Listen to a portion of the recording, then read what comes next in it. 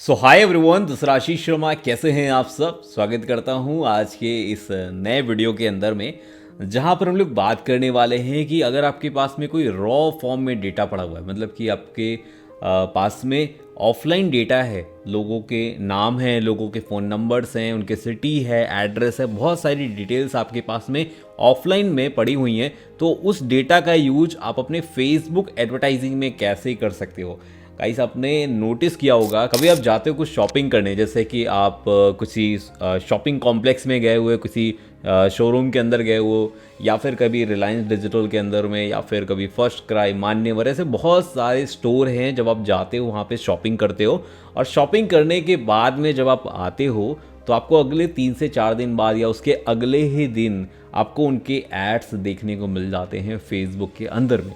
और अगर आपने नोटिस किया कि आपका जो इंटरेक्शन है, ना तो आपका ऑनलाइन किसी भी तरीके से नहीं हुआ, मतलब ना तो आपने उनकी वेबसाइट विजिट करी है, ना उनके किसी पोस्ट को लाइक किया हुआ है, ना उनके पेज को फॉलो किया हुआ है, ना भी किसी भी टाइप का आपने कमेंट किया, मतलब कि आपका जो ऑनलाइन इंटरेक्शन है वो बिल्कुल भी नहीं हुआ, लेकिन इसके बावजूद आपको ऐड दिख रहे हैं। कई बार आपने ये चीज़ें नोटिस करी होंगी कि क्यों ऐसा क्यों हो रहा है। मतलब कि हाँ, आपको पता है कि हाँ ठीक है, मान्यवर में मैंने अभी कपड़े लिए हैं जस्ट, या फिर मुझे लेने की मैं प्लानिंग कर रहा था, कुछ ऐसी चीज़ें चल रही थी, लेकिन आपको ये नहीं पता लग रहा है कि आपको ये ऐड क्यों दिखाई दे रहा है। इनको कैसे पता लग गया कि आपको इस टाइम पे ये चीज़ें चाहिए आपको तुरंत। तो ये कैसे हो पाता है कि जब आप कहीं पर जाके शॉपिंग करते हो, या फिर जब आप बिलिंग काउंटर पे सारी डिटेल देते हो ना, जिस टाइम पे शॉपिंग आपकी सारी चीज़ें डन हो जाती हैं, जब आप पैसे देने का टाइम आता है, बिलिंग काउंटर पे जाते हो, तो आपको वहाँ पे आपका कॉन्टैक्ट नंबर पूछा जाता है। वो कॉन्टैक्ट नंबर जब आप उनके साथ में शेयर करते हो, वो contact detail basically per day कहीं ना कहीं अपलोड करी जाती हैं फेसबुक के अंदर में। जो कस्टम ऑडियंस है वहाँ पर अपलोड किया जाता है, और आपको वो एडवर्टीजमेंट दिखाए जाते हैं जो बेसिकली एक कैंपेन सेट किया जाता है प्रॉपर, इसीलिए राइट। तो इसी के बारे में आज हम लोग समझेंगे, डिटेल में समझेंगे, मतलब प्रैक्टिकल तरीके से समझेंगे। बहुत लंबा वीडियो नहीं रहने वाला है, तो बिल्कुल आपको बोर नहीं करूँगा।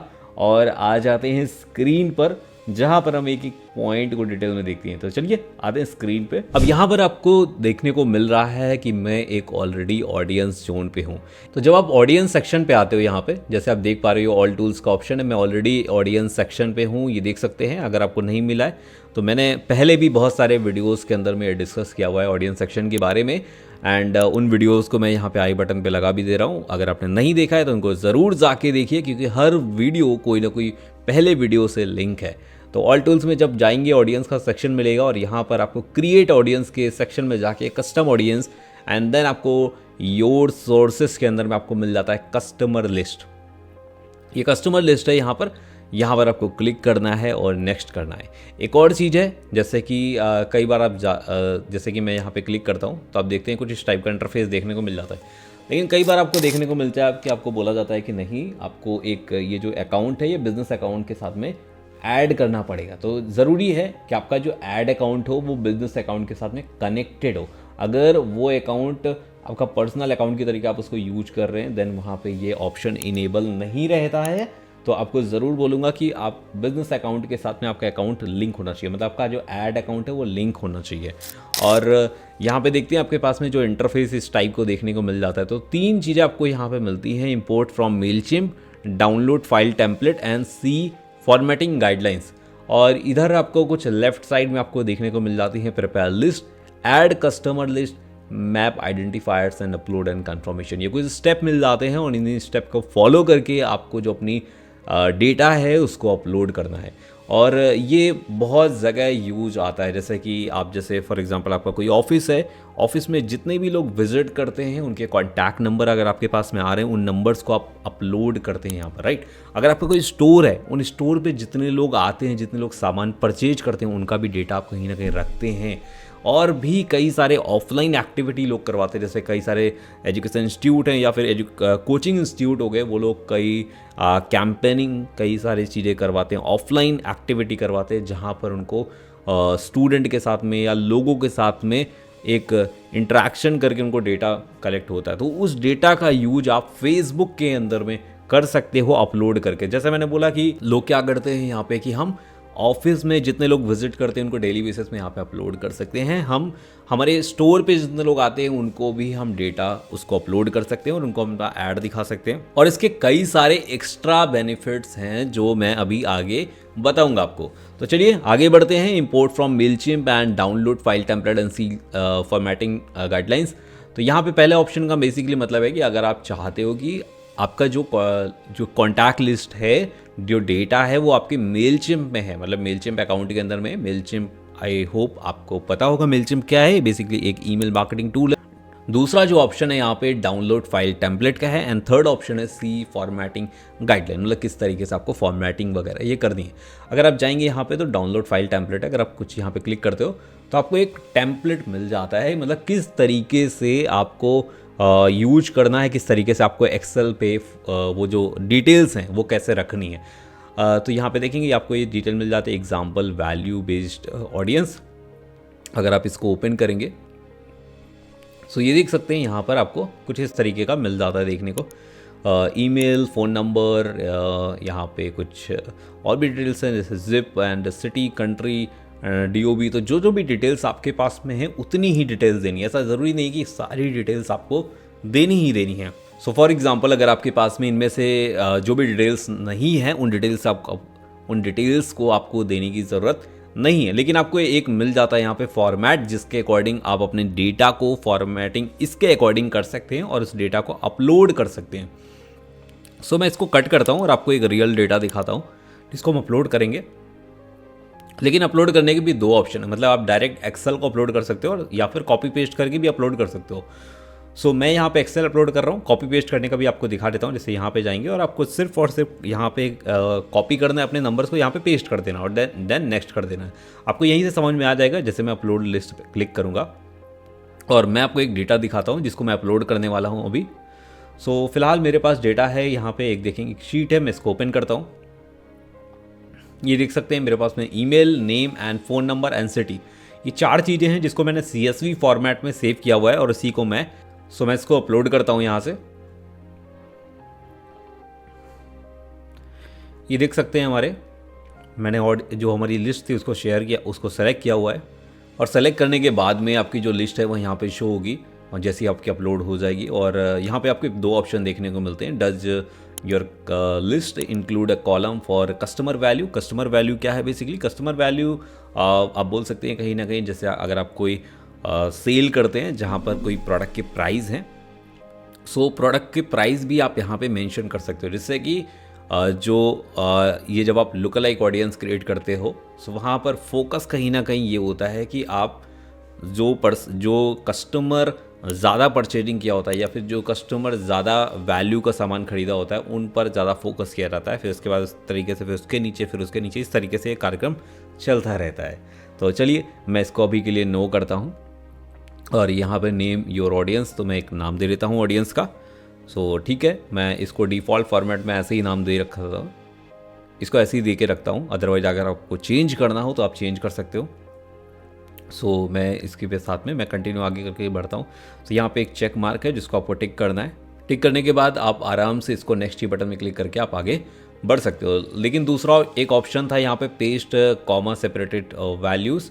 सो अगर आप चाहते थे तो फिर डायरेक्टली जो आपका डेटा है, जैसे कि फ़ोन नंबर्स हैं, आपका ईमेल एड्रेस है, वो सारा कुछ आप यहाँ पे कॉपी एंड पेस्ट कर सकते हैं। तो मैं यहाँ पे मैंने जो फाइल अपलोड किया हुआ है एक CSV फॉर्मेट में, और मैंने आपको साथ में दिखाया कि किस तरीके से मैंने फॉर्मेटिंग करी हुई है। जैसे जैसे मैं आगे बढ़ूँगा आपको ये समझ आएगा, क्योंकि यहाँ पे मैप आइडेंटिफायर का अगला ऑप्शन है।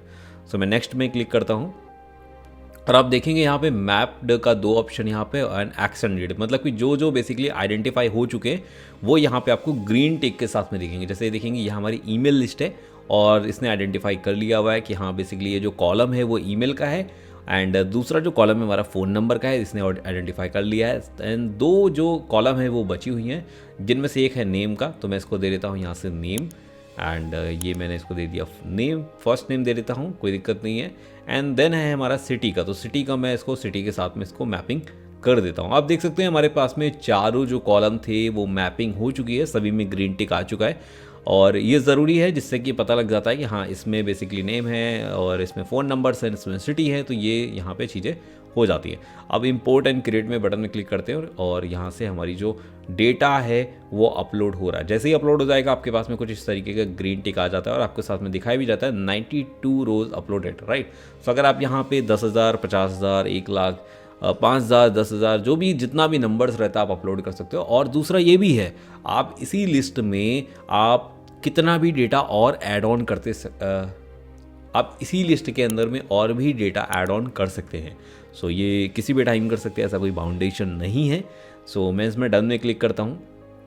आप देखेंगे मैं डन में मैंने क्लिक कर दिया है और ये हमारी लिस्ट आ चुकी है जिसका नाम है ज़ीका लीड्स। अभी अगर मैं फिर से इसको ओपन करता हूँ तो आप देखेंगे यहाँ पे एक्शन का ऑप्शन है और यहाँ पे है एडिट, और एडिट में जाएंगे तो आपको मिलता है ऐड कस्टमर्स। तो ऐड कस्टमर, जैसा कि मैंने बोला कि अगर आप इसी लिस्ट के अंदर में आपके पास में कुछ और डेटा आया है, कुछ 5 से 10, 15, 20, 50 डेटा कुछ और आया है, वो जो भी डेटा है आप इसको यहाँ पे अपलोड कर सकते हैं। अब जैसे मैं बात कर रहा था यहाँ पे कि अगर स्टोर के अंदर में जो लोग आते हैं वो डेली बेसिस में जितने लोग आते हैं, फॉर एग्जांपल आपके पास में डेली स्टोर में 50 लोग आते हैं या फिर 20 से 25 की या 50-100 की सेल होती है, तो उनका जो भी डेटा रहता है आप यहाँ पे ऐड कर सकते हैं। फ्रीक्वेंट जितना भी चाहें उनको डेली बेसिस में ऐड कर सकते हैं, वीकली बेसिस में ऐड कर सकते हैं और उनको अपना ऐड दिखा सकते हैं। और ये डेटा और भी ज़्यादा और भी जगह काम आ सकता है, उसके बारे में भी अभी बात करूँगा। तो यहाँ पे हम देखेंगे और भी डेटा अपलोड कर सकते हैं इसी के साथ में, मतलब कि जो पहले की लिस्ट थी और अभी की लिस्ट दोनों ऐड ऑन हो जाएगी। तो ये जो प्रोसेस है वो कंटिन्यूस चलता रहेगा। मैं अभी कर दूंगा, फिर नेक्स्ट टाइम फिर और करूंगा, फिर नेक्स्ट टाइम और करूंगा। इसको मैं कितना भी कंटिन्यू आगे बढ़ा सकता हूँ और हमारे पास में डेटा ऐड ऑन होता चला जाता है। तो ये था हम ऑफलाइन जो हमारे पास में डेटा है उसका कैसे यूज कर सकते हैं कस्टम ऑडियंस के सेक्शन में जाके, और साथ ही साथ इस ऑडियंस का हम अपनी कैंपेन में भी यूज कर सकते हैं। अब मैं जैसे इसको मैं यहाँ पे कट करता हूँ क्योंकि हमारी ऑडियंस बन चुकी है। अब मैं बात कर रहा था यहाँ पे कि एक बार हमारी ऑडियंस बन गई, अगर आप चाहो तो इनके लिए जो हमारा कैंपेन है वो सेट कर सकते हो। आप जाओ कैंपेन में, जैसे मैं किसी एक डमी टाइप का कैंपेन उठा लेता हूँ और एडसेट में आते हैं। एडसेट में जाने के बाद में आपको सेम प्रोसेस करना है। हमारा कस्टम जो एक ऑडियंस का ऑप्शन मिल जाता है, यहाँ पे देखेंगे कस्टम ऑडियंस, ये है ऑप्शन यहाँ पे। अब जैसे मैंने यहाँ पे वेबसाइट विजिटर्स 20 सेलेक्ट किया हुआ, इसको कट करके और यहाँ पे जैसे ही मैं कर्सर रखूँगा तो आपको वो वाली ऑडियंस देखने को मिल जाएंगी। देखेंगे ज़ीका लीड्स सीट 3, यही हमारी ऑडियंस थी। इसको मैं सेलेक्ट करूँगा एंड यहाँ पे आई एक्सेप्ट की बटन में कुछ क्लिक करना है क्योंकि हमारा जो अकाउंट था वो पहले बिजनेस अकाउंट के साथ में ऐड नहीं था, अभी जस्ट ऐड किया है, इस वजह से ये पॉपअप आया है यहाँ पर। सो ये था। और इसके बाद करने के बाद में आपको जो नीचे के फ़िल्टर है वो ज़रूर हटा देना, क्योंकि अगर आपने ये ऑडियंस यूज करने के बाद में, जैसे कि मैं यूज कर लेता हूँ, यूज करने के बाद में भी आपने नीचे की फ़िल्टर यूज किए तो फिर क्या होगा, इनमें से जो आपने नीचे फ़िल्टर सेट किए हैं, फिर फॉर एग्जांपल ये लिस्ट है, इनमें से जो लोग मुंबई पे रहते होंगे उनको ये ऐड शो करेगा, इनमें से जो लोग इन चीज़ों से मैच करते होंगे उन्हीं लोगों को ऐड शो करेगा। तो हमें क्या करना है, इतना फ़िल्टर नहीं करना क्योंकि हमारे पास में पहले से ही फ़िल्टर डेटा है। सो हम क्या करेंगे, इन सबको हटा देंगे, मतलब जो हमारी डिटेल टारगेटिंग है ये सब कुछ हम हटा देंगे। हमें ये सब नहीं चाहिए क्योंकि हमारे पास में फ़िल्टर डेटा है पहले से ही, तो हम इन्हीं को सिर्फ अपना ऐड दिखाना चाहते हैं। और ये वाला जो एक ऑप्शन मिलता है, ये मैं लास्ट टाइम वाला जो हमारा इससे पहले वाला जो हमारा वीडियो था उसमें मैंने बोला था इसको हमेशा आपको ऑफ रखना है रीमार्केटिंग के टर्म्स में। एंड जो एज है वो आप इसको फ्री कर दीजिए, कोई दिक्कत नहीं है क्योंकि आपके पास में जो डेटा है वो फ़िल्टर है। अब इसके बाद में आप इस कैंपेन को जो है पब्लिश कर सकते हो। आई होप आपको ये समझ आया हो कि किस तरीके से हम लोगों ने ये सारा काम किया, अपनी जो डेटा था उसको अपलोड किया और इसके बाद में जो न्यू डेटा आएगा वो इसी ऑडियंस, मतलब इसी जो लिस्ट है इसी के अंदर हम ऐड ऑन कर देंगे और हमारा जो कैंपेन होगा वो चलता रहेगा। मतलब ऐसा नहीं कि आपका कैंपेन रनिंग में है, आप दोबारा डेटा अपलोड करोगे तो बार बार आपको सेलेक्ट करने की कुछ ज़रूरत है, नहीं, आप डेटा ऐड करते जाओ, अपना कैंपेन चालू रखो, कोई दिक्कत नहीं है। जैसे जैसे आप डेटा ऐड ऑन करते जाओगे आपको उन न्यू लोगों को भी ऐड दिखता जाएगा। फेसबुक क्या करेगा, फेसबुक इनसे मैच करेगा, इन डिटेल के साथ में कितने अकाउंट मैच हो रहे हैं उन लोगों को ऐड शो करेगा। आपके पास में ऑडियंस की लिस्ट भी आ जाती है, जैसे कि अभी आपको दिख रहा है यहाँ पॉपुलेटिंग, और जब ये रेडी कंडीशन में आ जाता है तो आपको पता लग जाता है हाँ ठीक है अभी रेडी है, अब ये सारे अकाउंट फाइंड हो चुके हैं। ठीक है, तो आप इस ऑडियंस का यूज करिए, इसमें जितना भी डेटा आपके पास में उसको ऐड ऑन करते जाइए और ये आपका कैंपेन अच्छे से रिजल्ट देगा। ये था हमारा कस्टम ऑडियंस। लेकिन यहाँ पे एक चीज़ बताना चाहूँगा, जैसे कि हम क्या करते हैं, यहाँ पे हमारे पास में फिल्टर डेटा होता है, तो फिल्टर डेटा होने की वजह से हम इसको लुकलाइक ऑडियंस भी हम इसके बेस पे बना सकते हैं। क्यों? क्योंकि हमारे पास में वो डेटा है जो एक्चुअली में हमारे से प्रोडक्ट परचेज किया हुआ है, सो वो हमारे कस्टमर है। अब हम इन कस्टमर को बेस बना के लुकलाइक ऑडियंस क्रिएट करेंगे तो हमारे पास में एक अच्छी नई, मतलब एक अच्छी कोल्ड ऑडियंस रेडी होगी। लेकिन वो कोल्ड ऑडियंस कुछ इस तरीके से होगी जिनका डेमोग्राफिक, जिनका इंटरेस्ट, जिनका बिहेवियर कहीं ना कहीं, जिनका परचेज इंटेंट, वो सारी चीज़ें कहीं ना कहीं हमारे इससे मैच करती होंगी, जो हमारे पास में करंट के कस्टमर्स होंगे उनके साथ में मैच करती होगी। इसकी आप एक लुकलाइक ऑडियंस क्रिएट कर सकते हो। ये देखेंगे, इसकी लुकलाइक ऑडियंस आप ईजिली तरीके से आप क्रिएट कर सकते हो। आपको क्रिएट करने के लिए जस्ट आपको यहाँ पे जाना है, create lookalike audience, and then यहाँ पे आपको एक सोर्स सेलेक्ट करना है। तो सोर्स में जाएंगे, हमारा सोर्स क्या था, जी का, हम यहाँ पे सर्च कर देंगे, ये देखेंगे सीट 3, यही हमारा सोर्स था। एंड इसके बाद में हमारी ऑडियंस लोकेशन जो कि इंडिया, यहाँ पे हमेशा कंट्री वाइज ही सेलेक्ट होती है, आप इसमें कंफ्यूज मत होइएगा कि आप दिल्ली यहाँ पे सेलेक्ट करने जाइएगा। और दिक्कत वाली बात नहीं, अगर आपको लग रहा है कि नहीं मुझे इंडिया टारगेट नहीं करना, मुझे सिर्फ दिल्ली टारगेट करना है, तो कोई दिक्कत नहीं है, आप यहाँ पे इंडिया सेलेक्ट करिए और जो दिल्ली है वो अपने एडसेट में आप यूज कर लीजिए, तो आपका फिल्टर हो जाएगा, कोई दिक्कत वाली बात नहीं है। तो ये इंडिया सेलेक्ट कर लीजिए। एंड इसके बाद में ये आपका स्केल है, सो स्केल को मैं 1% रख रहा हूँ क्योंकि मैं थोड़ा चाहता हूँ कि क्लोज रहे ऑडियंस। अगर आप इसको जितना इंक्रीज करेंगे, आपकी जो ऑडियंस होगी, जो आपका एक सिमिलरिटी होगी कहीं ना कहीं, मतलब कि मैचिंग जो पावर होगी, रिलेवेंसी जो होगी, वो उतना ही रिलेवेंसी डिक्रीज होगी और ऑडियंस का साइज उतना ही बढ़ेगा। तो मैं इसकी रिलेवेंसी को और क्लोज रखना चाहता हूँ, तो इसके लिए मैं 1% पे रखूँगा अभी। एंड इसके बाद मैं क्रिएट ऑडियंस पे क्लिक करूँगा। सो आप देखेंगे हमारे पास 2 ऑडियंस रेडी हो गई हैं इसके जो हमारे पास में डेटा है उसको यूज करके। अब ये हमारे पास में कहीं ना कहीं एक अच्छी ऑडियंस है, ये कोल्ड ऑडियंस है, लुकलाइक ऑडियंस। मतलब कोल्ड का मतलब वो ऑडियंस जो हमें नहीं जानती, जिनका इंटरेक्शन हमारे से नहीं हुआ, जो शायद हमारे ब्रांड को भी ना जानती हो। ये लेकिन ज़रूरी नहीं है, क्योंकि वेल नोन ब्रांड होगा तो जाहिर सी बात है जान सकते हैं। लेकिन मेरा मतलब यहाँ पे है कि वो बेसिकली कोल्ड ऑडियंस जिनका इंटरेक्शन अभी हाल फिलहाल में हमारे साथ में अभी नहीं हुआ, ना तो उन लोगों ने हमारी वेबसाइट विजिट किया, ना किसी पेज को विजिट किया, ना बेसिकली। तो हमारे पास में कई सारा डेटा इकट्ठा हो जाता है, मतलब कि बोल सकते हैं कई लाखों में हमारे पास में ऑडियंस यहाँ पे मिल जाती है। अब इसका भी हम यूज कर सकते हैं, लेकिन ये हमारे लिए कोल्ड ऑडियंस है। जब आप इसका यूज करेंगे तो ये क्या रीमार्केटिंग आप यूज कर रहे हो कहीं ना कहीं, ये आपके पास में परचेज्ड ऑडियंस है। मैं इसका नाम चेंज करके भी रख सकता हूँ, अगर ये परचेज्ड है तो आप इसका नाम चेंज कर सकते हैं कि ठीक है ये बेसिकली हमारे बायर्स हैं। सो आपको इनका नाम चेंज करके लिख सकते हैं बायर्स डेटा। कुछ इस तरीके से आप जो है अपना डेटा को रख सकते हैं और इसके बाद में इस डेटा का यूज कर सकते हैं अपने कैंपेन में, क्योंकि आपको पता है ये आपके बायर्स हैं। अब अपने बायर्स को क्या ऐड दिखाना है, या फिर अपने बायर्स को क्या चीज़ें और एक्स्ट्रा चीज़ें आप सेल करना है, या अपने ब्रांड के साथ में कनेक्ट करना है, या आपने बेसिकली एक रेगुलर कस्टमर के तरीके से आप उनको इंक्लूड करना चाहते हैं, जिससे कि इन आने वाले टाइम पे भी वो आपको याद करे, आपके साथ में परचेजिंग करे, आपके प्रोडक्ट को परचेज करे, आपसे सर्विस लें। ये सारी चीज़ें एक फ्रिक्वेंट बेसिस में चलती रहती हैं। सो आई होप ये वीडियो आपको पसंद आया हो, एंड मैं आपको जो भी आपको एक्सपेक्टेशन रही होगी इस वीडियो के थ्रू आपको मिल पाई होंगी। एंड बाकी के जो भी रहता है आपके इस वीडियो से आप ज़रूर कमेंट सेक्शन में शेयर करें, मैं ज़रूर उनका रिप्लाई करूँगा। एंड इससे रिलेटेड मैंने कुछ और ऑडियंस के बारे में बनाया हुआ है वीडियोस, उनको भी ज़रा जाकर देखिए। एंड इस वीडियो को यहाँ तक देखने के लिए थैंक यू सो मच। मिलते हैं नेक्स्ट वीडियो पे, तब तक के लिए bye bye and take care.